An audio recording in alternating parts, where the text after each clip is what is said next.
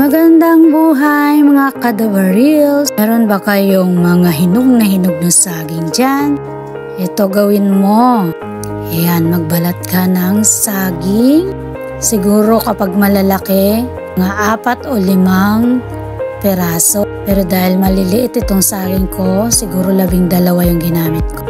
Ayan, paghalu-haluin natin ang ating wet ingredient.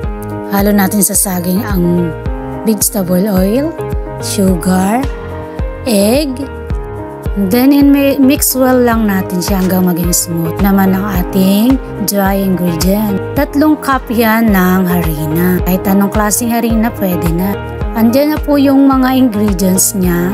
Madali na lang po siyang sundan. Sinulat ko na pati ang measurements niya. Halu-haluin lang natin, i-mix lang natin ng mabuti ulit.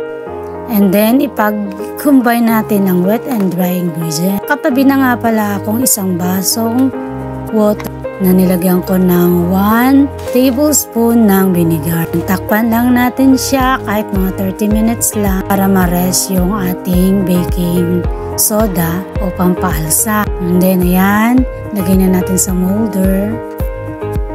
Napakasarap po nito, mabango dahil sa combination ng cinnamon at saka ng coffee. Plus kapag naglagay ka pa ng chocolate na toppings, lalo siyang babango. Malaman, madaling tanggalin sa, diba? O diba? That's my banana cake na pwede ko sanang itinda kasi nasa bundok ako. Yan. Diba? Moist but malaman. Ayan, thank you for watching. Kayang-kaya nyo pong gawin yan. Pang merienda ng mga anak nyo. God bless you on my next video.